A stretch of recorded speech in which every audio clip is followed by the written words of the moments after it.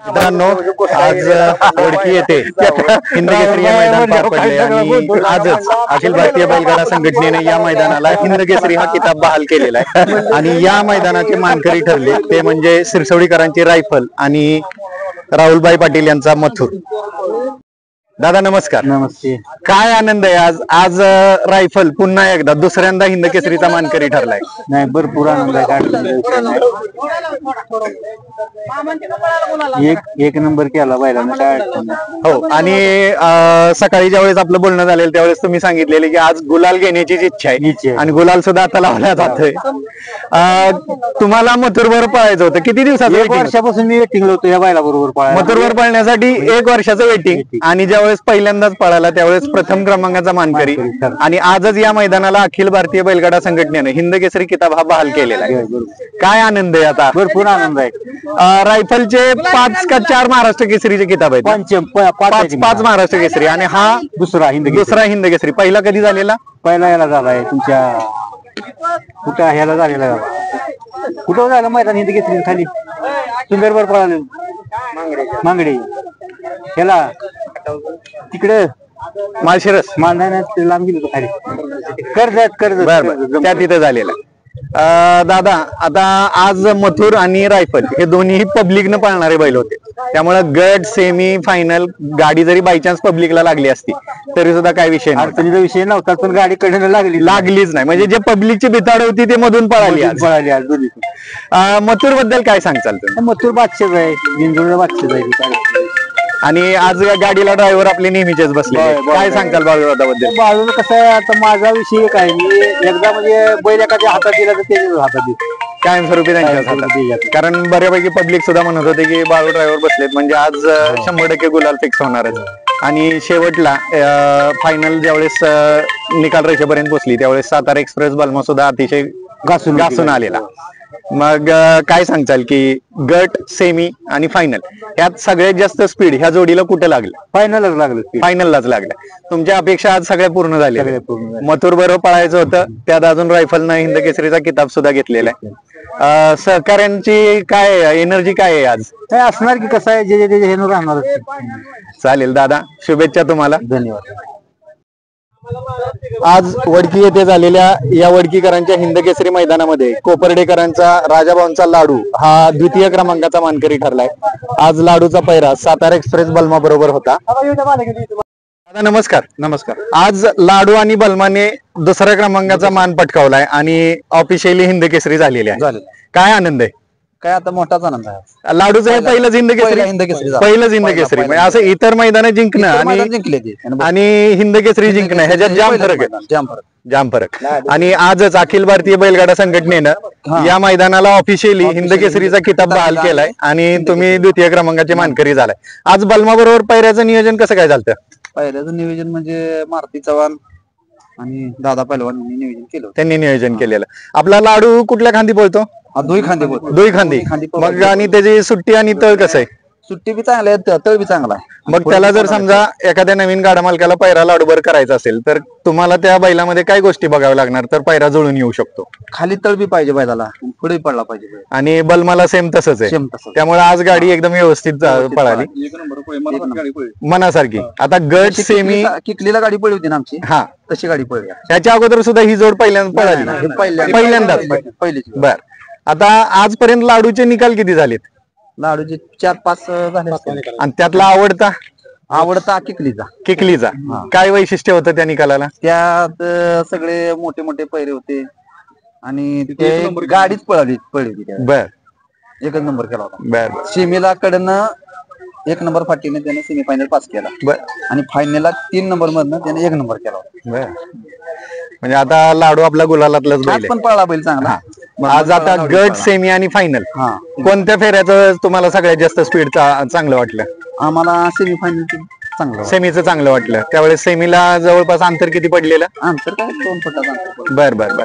आता बलमा आणि लाडू हे आज पळालेत आणि बऱ्यापैकी सगळे लोक असे म्हणतात की वडकीच्या मैदानात जे पैरे पळतात तेच आपल्याला पुशेगावच्या मैदानात दिसतात. तेच चाललंय नियोजन. अच्छा, तसंच नियोजन म्हणजे तुमच्या विचारात तर आहे. गाडी आज पळली, गुलालाची मानकरी सुद्धा आहे. कारण पुशेगावच्या मैदानाला आता रेताड आहे ना जरा, हा, आणि वासरा बारके बैलांचं काम नाही का, आणि बलमा चांगला पळतो तिथं. मग आता पुशेगावची काय तयारी कशा पद्धतीने चालवली? काय आता बघू, झाले आता ते मालकाला बी विचारायचं काय होते, आज गाडी कशी पडली त्यांचा विचार घ्यायचा. ड्रायव्हर कोण होता प्रशांत ड्रायव्हर. गाडी कशी आणली, काय काय गाडी चांगली आहे. ते काय नादाचं, तो सलगरी आहे, तो सलगरी किंग आहे, तो हातच गाडी. बलमा बद्दल काय सांगाल? बालमा काय हरिणच आहे, त्यांनी काय सातारा जिल्ह्याची शानच आहे ते. एक्सप्रेस बालमा आहे, जिल्ह्याचा साज पळाला, जिल्ह्याचा सात पळाला. चालेल दादा, शुभेच्छा तुम्हाला. थँक्यू, धन्यवाद. काय सांगाल, आज एक नंबर केलाय, गाडी कशी पळली, काय चांगली गाडी पाहिली. तुमची इच्छा होती ह्या गाडीवर? पायरा ही गाडी हाणाची बऱ्याच दिवसाची इच्छा होती आमची, आणि आज योगायोगाने पिंटू शेटने आमचा पायरा करून दिला आणि गाडी पाहिली. मग अशी दाजींनी पण सांगितलं की 1 वर्ष वेटिंग मध्ये होतो मथुरभर पळायला. बऱ्याच दिवसापासून इच्छा होती. काय आज कसं वाटतंय? मथुर आणि रायफल 1 नंबरच्या गुलालाची मानकरी झाले. तुम्ही सुद्धा आता हिंद केसरी ड्रायव्हर झालाय. गाडी चांगली पाहिली, म्हणजे मला बी बऱ्यापैकी सगळ्या मैदानात मी राहिली. ही मैदान एक म्हणजे राहिली नव्हती, गाडी पहिल्यांदा राहिली वडकीला माझी गाडी. आणि आजच अखिल भारतीय संघटनेने वडकीच्या मैदानाला हिंद केसरी किताब बहाल केलाय. मैदान करतात, पण हिंद केसरीचा किताब द्यायलाच पाहिजे, कारण मैदान पण तेवढं क्लिअर असतं. गावची एवढी बैल पळते द्या, पण असं कधी होत नाही की कुठल्या गाडीसाठी पार्सलिटी केली किंवा कुणाला चिटिंग करून पाळलं, असं कधीच होत नाही मैदानात. मी बघतोय आता तुम्ही आजपर्यंत एवढ्या गाड्यांवर बसला असाल, पण आजच्या गाडीचं वैशिष्ट्य काय सांगाल?